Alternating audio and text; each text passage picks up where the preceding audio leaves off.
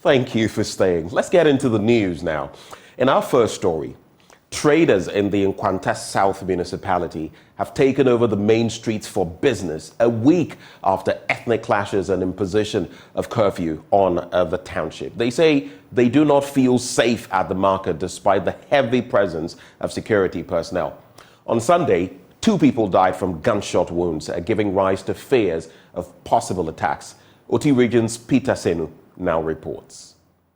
It is day 8 of the clashes here in the Nkwanta South municipality, and almost a week of the imposition of curfew on them to restrict their movement to cause further mayhem on one another.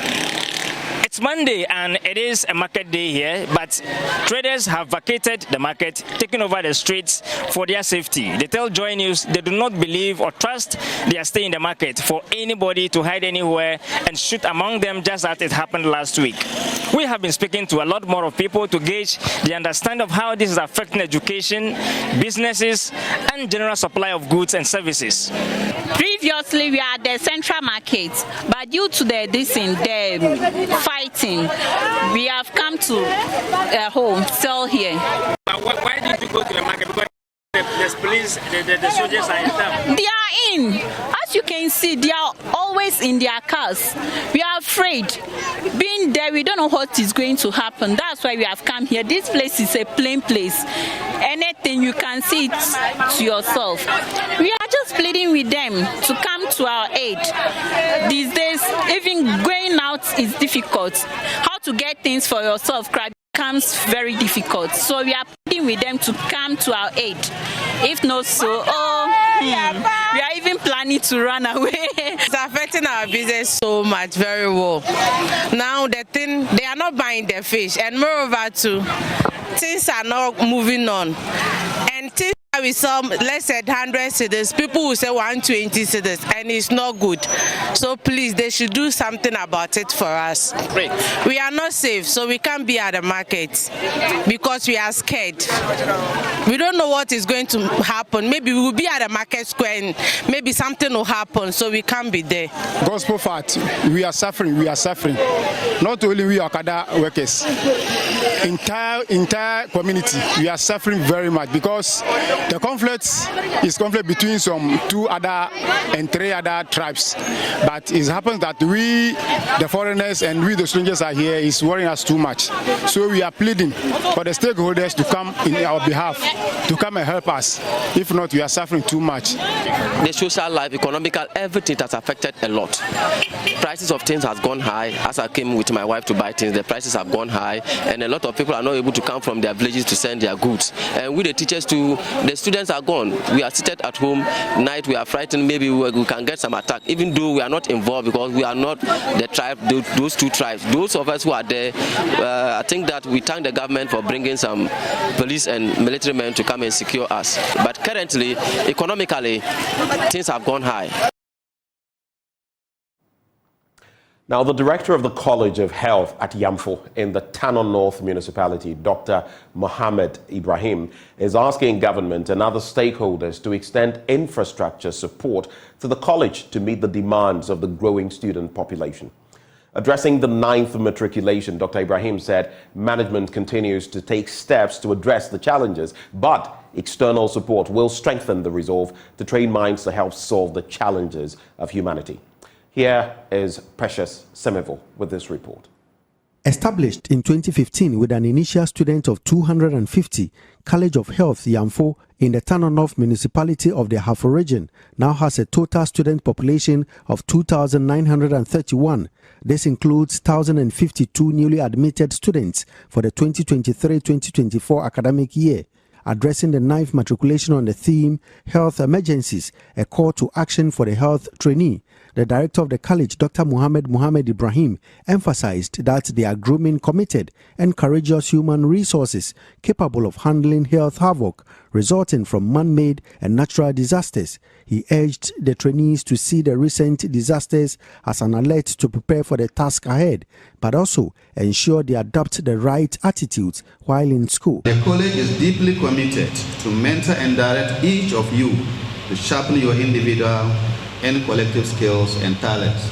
We will help you develop the right attitude and characters required for the job market during your periods of studies. However, for you to realize your dreams in life, you require of yourself discipline, commitment, and sacrifices in every facet of life. Develop good attitude and character both on campus and off campus, especially in the hospitals. He, however, bemoaned the impact of the lack of adequate infrastructure and other support systems in grooming the students despite the self-help approach. He called for help. As a young developing institution, we are faced with some challenges. One of them is inadequate accommodation for our increasing student population on campus. We also have lack of adequate transport. We are not able to transport our students adequately to the clinical settings for their practicals and clinical sessions. We have inadequate lecture halls. We need more. Poor internal network within campus, and then lack of accommodation for both teaching and non-teaching staff. The college management, with the support of staff, have initiated positive steps geared toward resolving some of these challenges. This includes the new hostels that have been put up and the procurement of more teaching and learning materials for your use. I want to use this opportunity to call on all major stakeholders to come to our aid. We as an institution, we are highly determined and committed to doing all it takes to help train your minds to think rationally to help solve the challenges of humanity. Precious Semevo, Joy News, Yamfo. Now, boat owners, fishermen and fishmongers in the Pro East district of the Bono East region are worried about the scarcity and high cost of premix fuel. The group at a news conference in Yeji tasked the government to reduce the prices of premix fuel. And Asabit has the rest of the story. Fishermen, boat owners and fishmongers in the Pro East district of the Bono East region are lamenting the high cost of premix fuel as a major problem affecting the local fishing industry and their daily survival. The group at a press conference says the intermittent supply of the commodity has over the years compounded their hardships. John Pelly is secretary to the Boat Owners Association.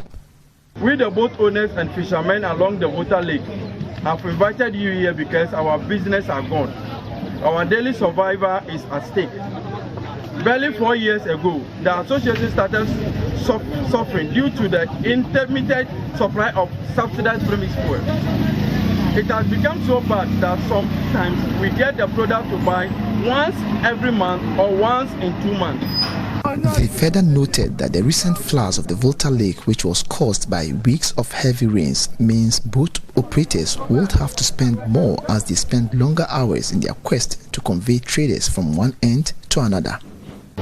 Few months ago, due to the climate change, which resulted in heavy and irregular rainfall coupled with persistent spillage of Burkina Faso hydro dam, the river has overflowed its original boundaries.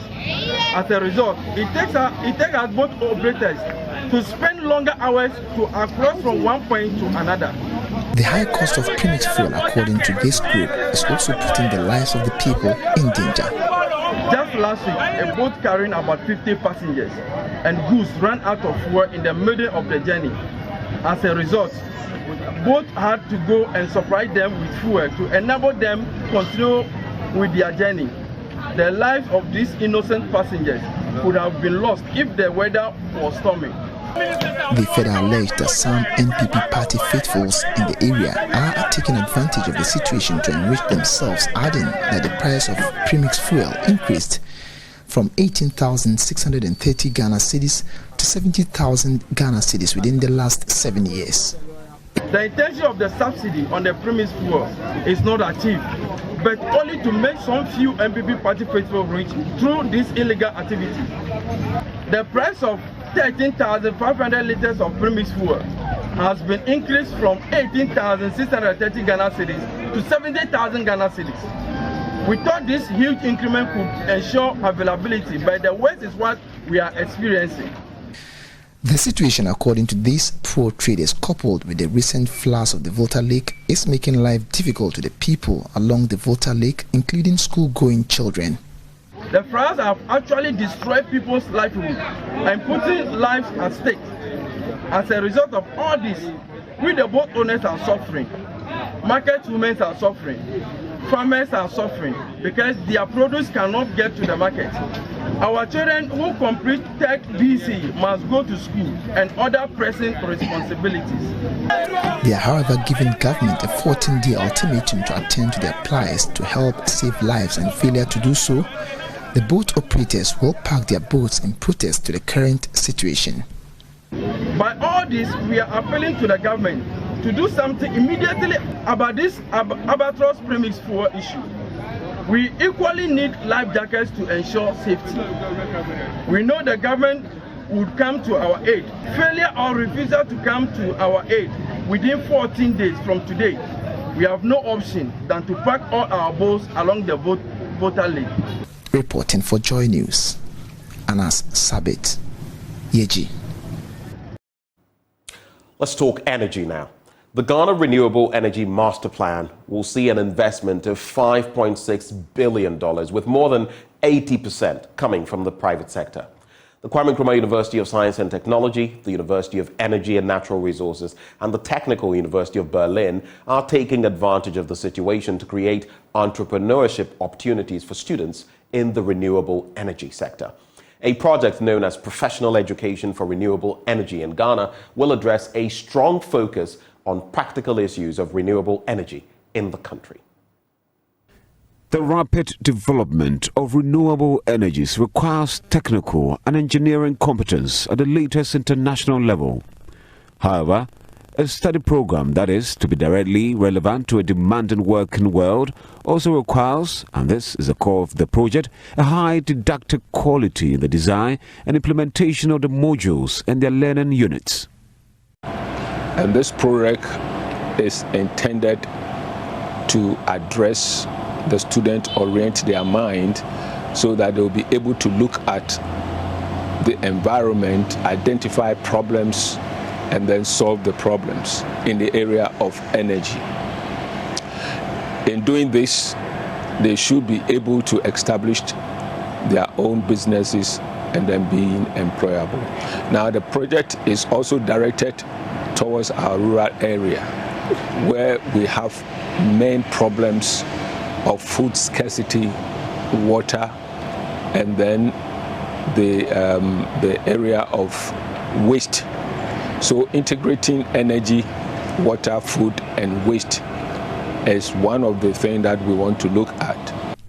This project addresses a strong focus on practical issues of renewable energy in the country and teaching and learning forms adapted to this. Very happy to at least report about the role that the Brihamo Energy Center is playing regarding this project. We are very much excited to be partnering with our colleagues from TU Berlin and UNE to work with them on this project about how we can give our students the entrepreneurial skills. I mean, in terms of how we can bring a pedagogy and also to bring some teaching style that's integrate apart from the classroom learning, also how they can learn, I mean, practically to be able to establish or set up their own businesses after they've gone through this renewable energy technology course or program that they are learning here at KNUST. So I must say, indeed, the Brihamo Energy Center, where I am the director, is very much happy and proud to be part of this project, and we are hoping that at the end of this project we will see graduates who indeed will have that entrepreneurial angle or skills, whatever they are learning here,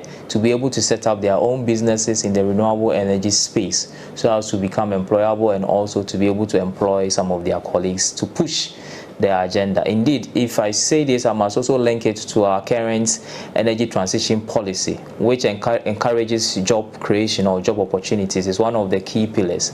And so we see this project as one of kind of a cornerstone to achieving that angle to the energy transition policy, where we will be able to create job opportunities through the entrepreneurial skills that will be developed from our students who go through the renewable energy. Students, that's the future generation. We all know that things have to change in the world. There's climate change that needs adaptation and that needs new technologies, and that's the future of these people. They are living in the world in the next decades, and they should know about the restrictions, but the opportunities, the chances they have, the business models coming out of it, also the requirements on the administrative level. And we hope they get access to that and do the best they can. Reporting for Joy News, Kwesi Deborah. Let's talk road safety now. And a road safety advocate, the roadmaster, is on a drive to get drivers to adhere to the road safety rules. He started off on his mission with a Kenke party at Tema over the weekend, which saw stakeholders like the Ghana Police Service, the DVLA, and state authorities coming together to judge on how to stay safe on our roads. Richard Timinka, popularly called the Roadmaster, believes a cordial relationship between stakeholders will augur well for our behavior on the roads.